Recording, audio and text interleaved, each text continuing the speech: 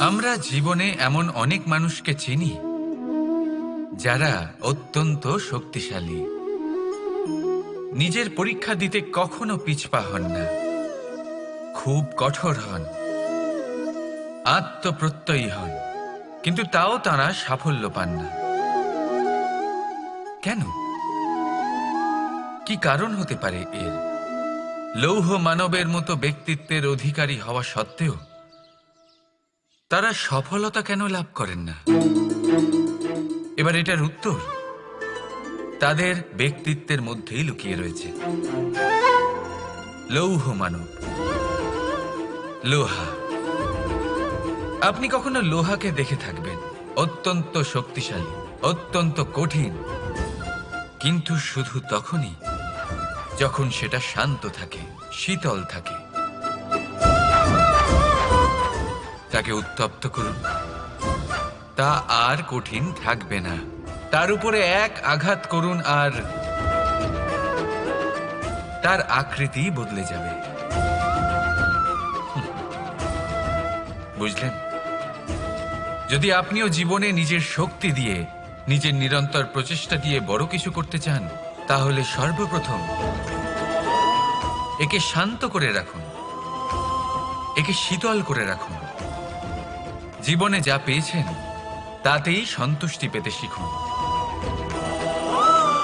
এই ক্রোধের তাপে নিজেকে বদলাবেন না। চিনতে শিখুন সেই চিন্তাগুলো যা ক্রোধ বাড়িয়ে দেয়, আর সেগুলোকে শেষ করে দিন, নয়তো সেই রাগ আপনার পতন অবশ্যই ঘটাবে। রাধা রাধা। ধরিত্রীর বুকে গজিয়ে ওঠা এই দুব্ব ঘাস দেখেছেন? দুব্ব ঘাস, যা আমাদের পাকে শীতল রাখে। এতে যদি বসেন তাহলে মনে হবে নরম কোথাও বসে আছেন। এত ছোট হলেও কিন্তু এর মধ্যে গুণ আছে অনেকগুলি, আর যতটা ছোট এটা ততটাই বড় শিক্ষকও। কিভাবে? ভাবুন, পাতা ঝরার মরশুমের পরে সমস্ত পাতা একত্রিত হয়ে থাকে। একটা ছোট ফুলকি সবাইকে জ্বালিয়ে দিতে পারে, সমস্ত পাতা পুড়ে ছাই হয়ে যায়, কিন্তু এই ঘাসের কিছুই হয় না। সে যেমন ছিল তেমনই থাকে। কারণ কি হতে পারে? প্রথম কারণ, এরা ছোট হয়। দ্বিতীয় কারণ, এরা বিনম্র হয়, বড়ই সহজে দমে যায় এরা। তৃতীয় কারণ, এদের মধ্যে নমনীয়তা থাকে। আপনিও নিজেকে এরকমই বানিয়ে ফেলুন।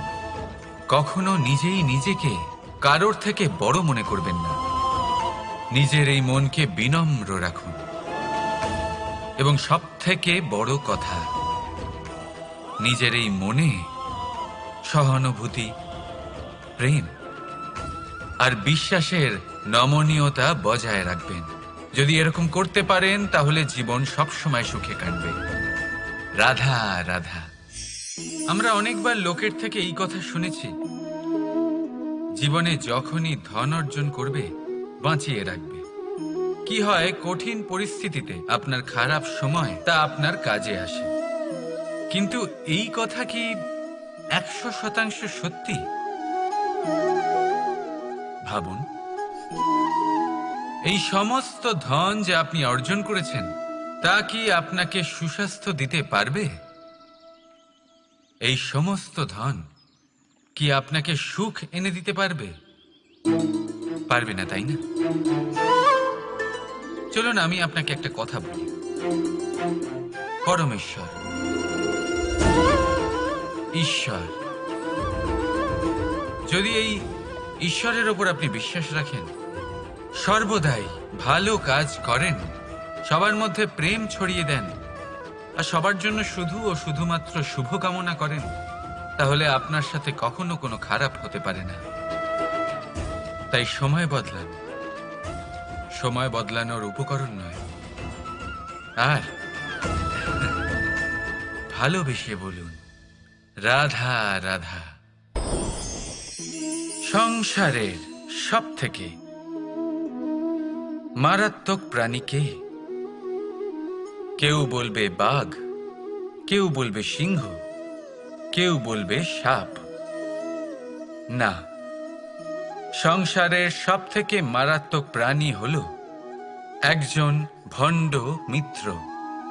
অন্য সমস্ত পশুরা শুধু আপনার শারীরিক ক্ষতি করতে পারে, কিন্তু একজন ভণ্ড বন্ধু আপনার বুদ্ধির বিনাশ করতে পারে, আপনার বিবেকের বিনাশ করতে পারে, ভাবনা চিন্তা করার ক্ষমতা কেড়ে নিতে পারে। একজন ভণ্ড বন্ধু আপনার জীবনকে নষ্ট ও ভ্রষ্ট করে দিতে পারে। তার মধ্যে এত ক্ষমতা থাকে যে সে আপনাকে এমন পতনের পাকে ফেলে দেবে যে সেখান থেকে বেরোনো প্রায় অসম্ভব হতে পারে। আর যখন আপনি সত্যিটা বুঝতে পারবেন, আপনার মধ্যে জাগ্রত হবে প্রতিশোধের ভাবনা, যা কিনা সবার আগে আপনাকেই বিনাশ করবে। তাই জীবনে ভণ্ড বন্ধুর থেকে সাবধানে থাকুন।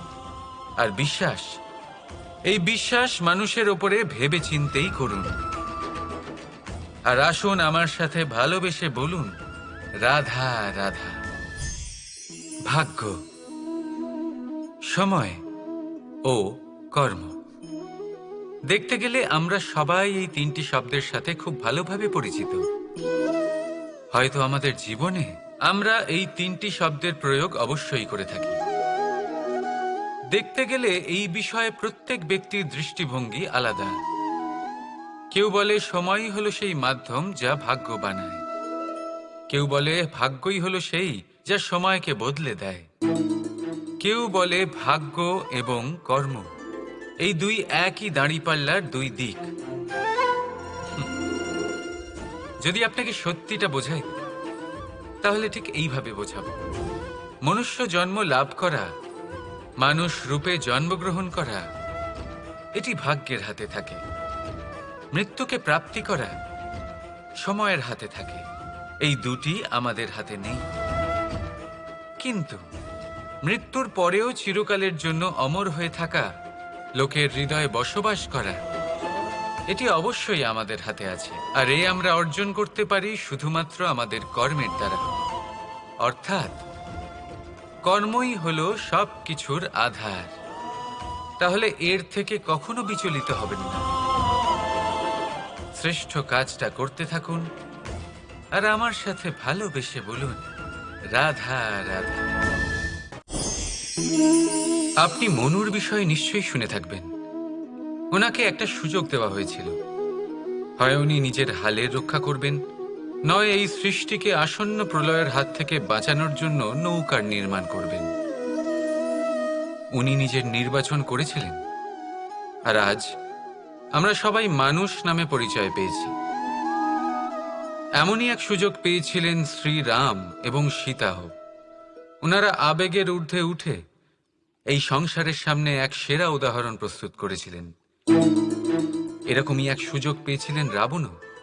এরকমই এক সুযোগ পেয়েছিলেন কংস। একটা সুযোগ, অন্যায়ের পথ ত্যাগ করে সত্যের পথে চলার। ওনারা সেই সুযোগ ত্যাগ করলেন এবং ওনাদের এই সংসার ত্যাগ করতে হলো।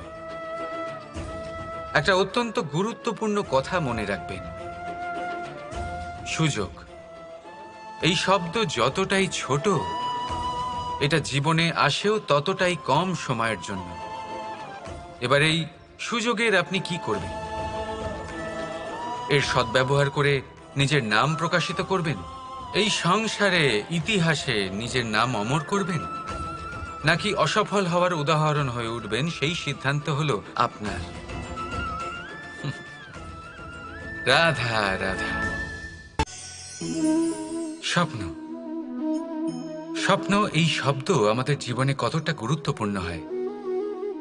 কিছু স্বপ্ন এমন হয় যে আমরা রাতের মিষ্টি ঘুমের মধ্যে দেখি, তো কিছু স্বপ্ন আমরা খোলা চোখেই দেখি। কিছু স্বপ্ন আমাদের শান্তির ঘুম দেয়, আবার কিছু স্বপ্ন আমাদের ঘুমোতেই দেয় না। এবার খোলা চোখে দেখা এই স্বপ্ন ছোট হতে পারে বা বড়, কিন্তু এর সাথে যুক্ত থাকে সাফল্য। এবার আপনাকে একটা কথা বোঝাই। এই হলো আমার স্বপ্ন, এই হলো সাফল্য। এবার এদের মধ্যে যোগসূত্র হলো বাধা বিপত্তি। তাহলে যত বড় স্বপ্ন হবে ততই বড় বাধা, যত বড় বাধা বিপত্তি ততই বড় সাফল্য। মনে রাখবেন, আকাশে সব থেকে উঁচুতে ওড়ার জন্য বাজ পাখিকে মেঘের ওপর দিয়ে উড়তে হয়।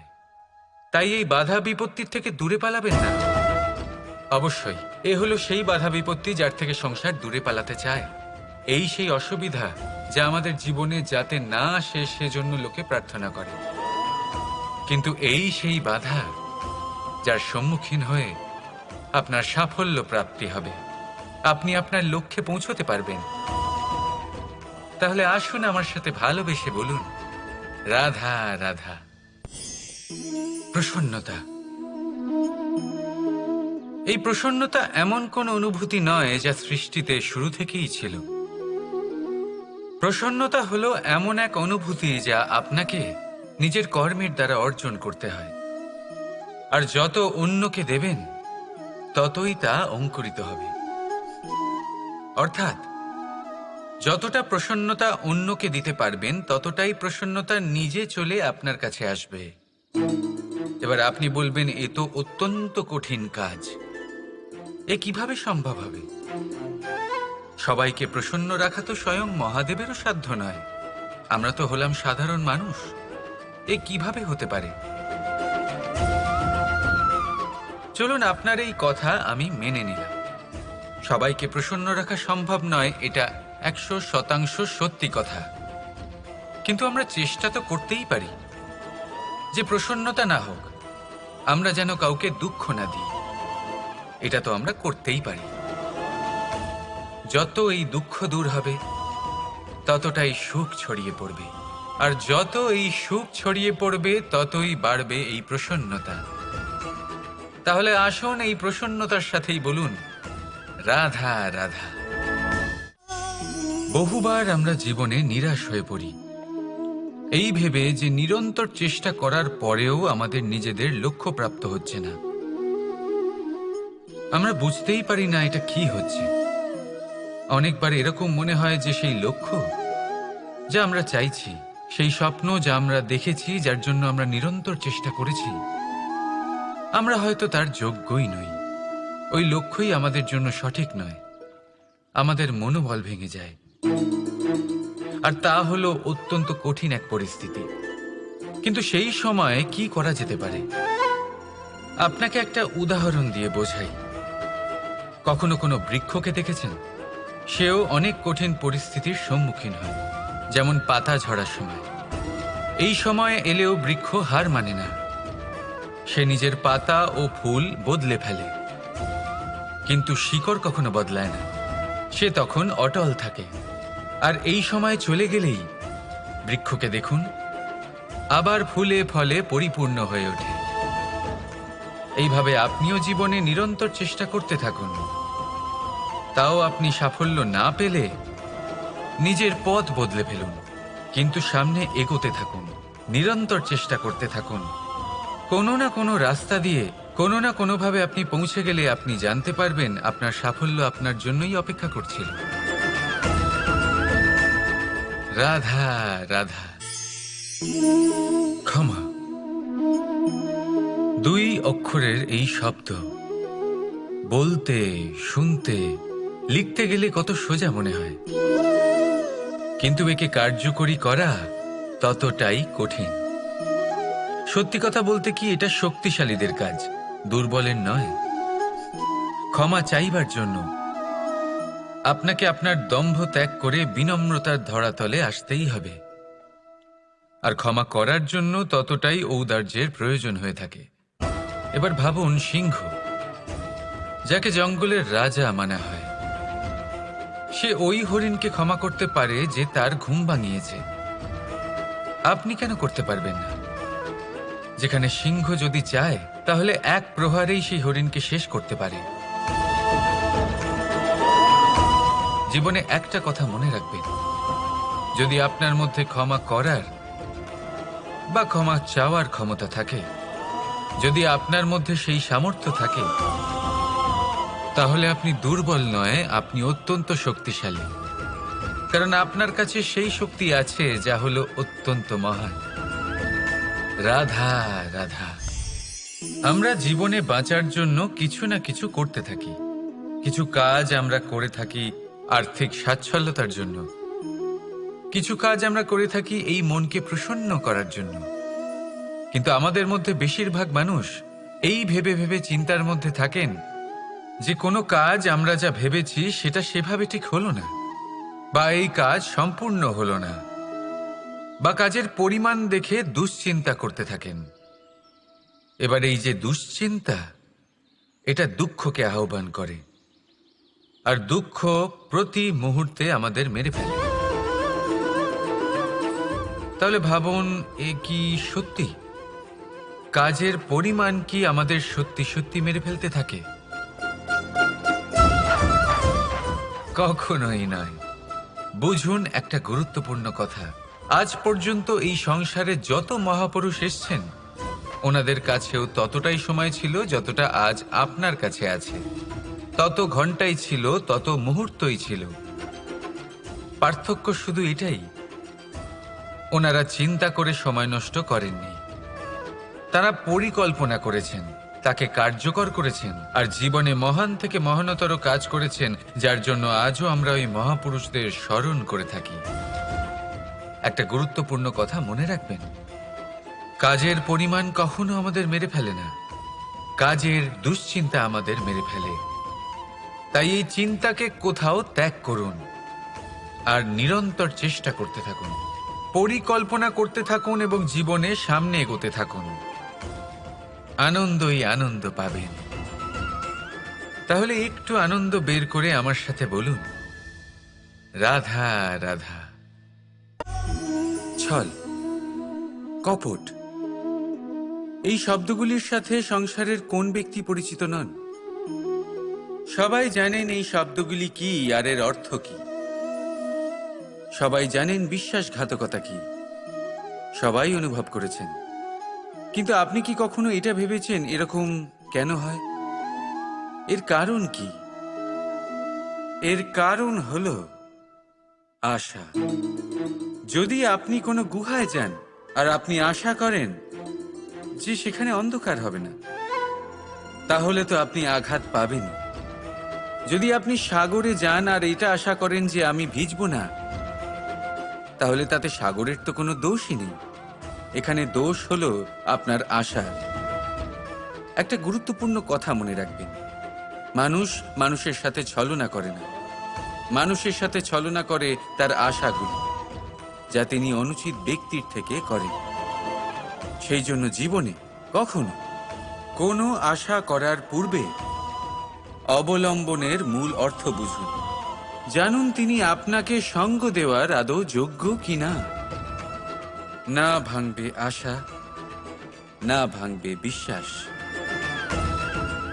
রাধা রাধা।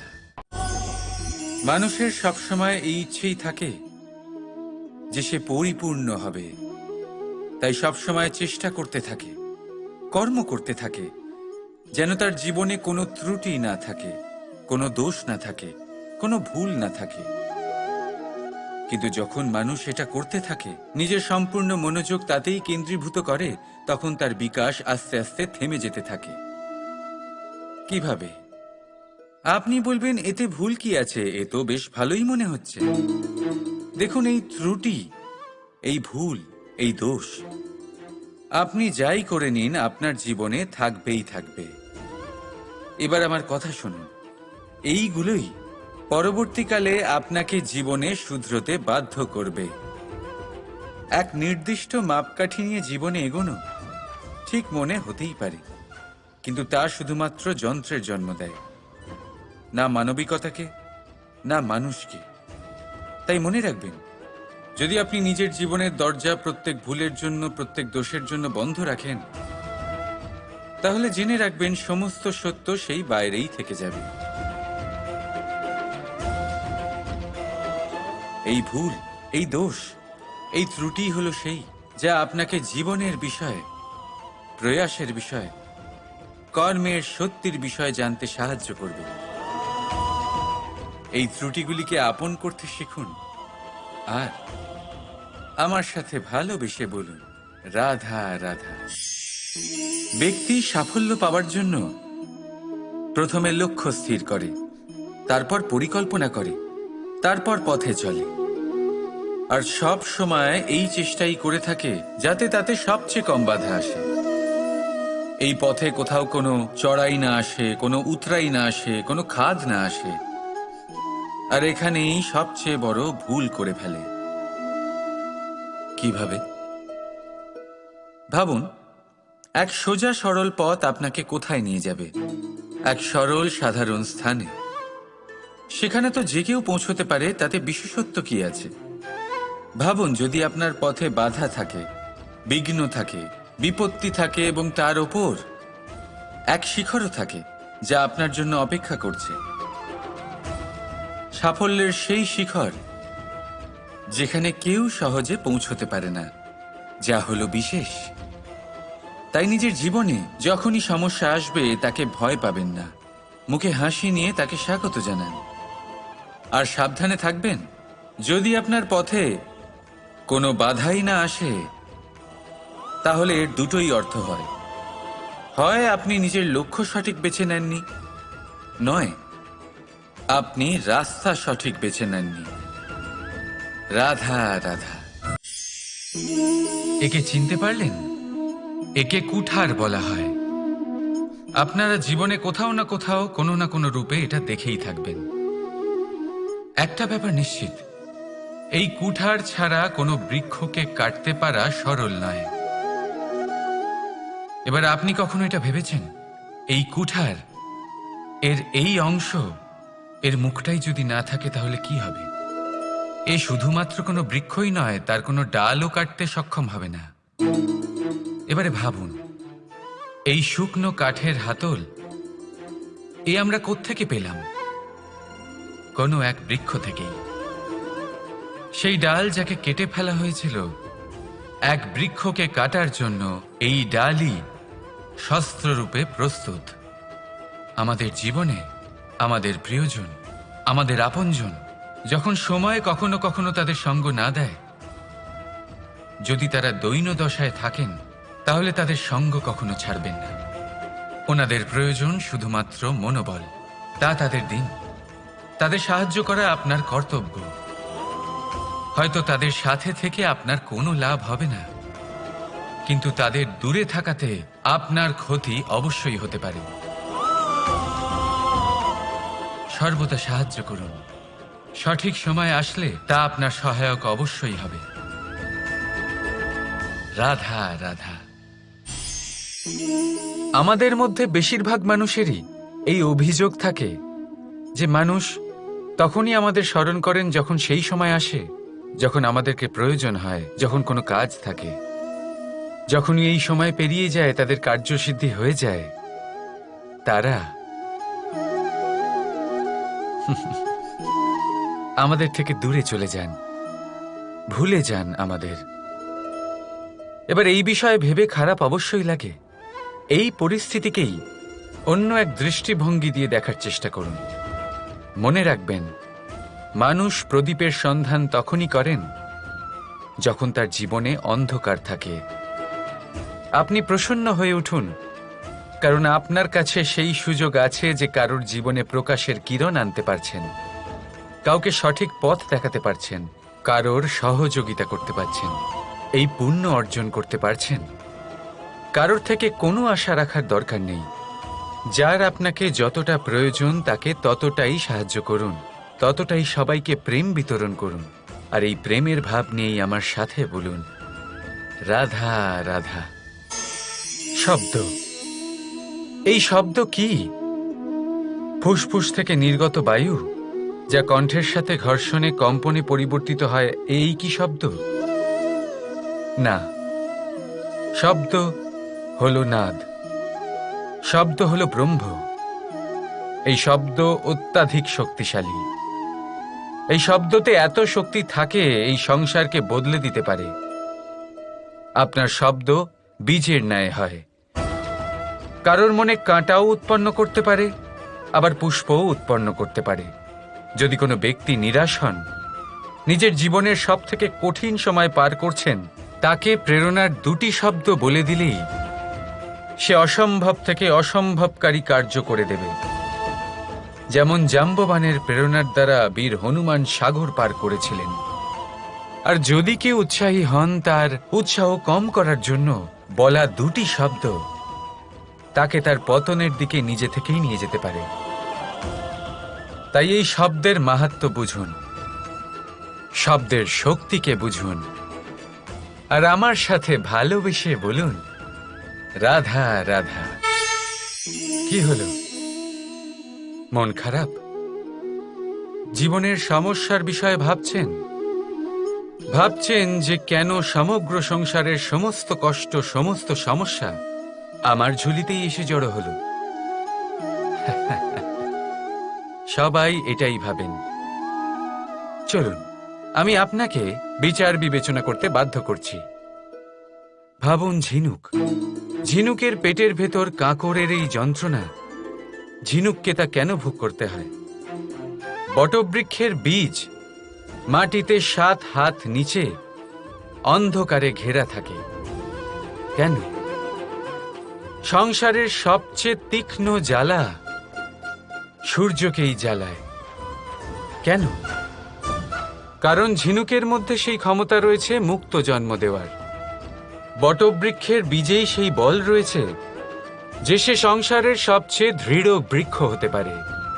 সূর্যের মধ্যে সেই ক্ষমতা রয়েছে যে সে নিজে জ্বলে এই ব্রহ্মাণ্ডকে প্রকাশ দিতে পারে। সেজন্য জীবনে যখনই বিপদ আসবে, সমস্যা আসবে, তখন নিজেকে বোঝান যে প্রকৃতি আপনাকে এই জন্য চয়ন করেছে, কারণ প্রকৃতি এটাই ভাবে যে এই পরিস্থিতিতে সর্বশ্রেষ্ঠ ফলাফল আপনি বের করতে পারবেন। রাধা রাধা। সফলতা, অসফলতা ব্যক্তির জীবনের 2 গুরুত্বপূর্ণ স্তর।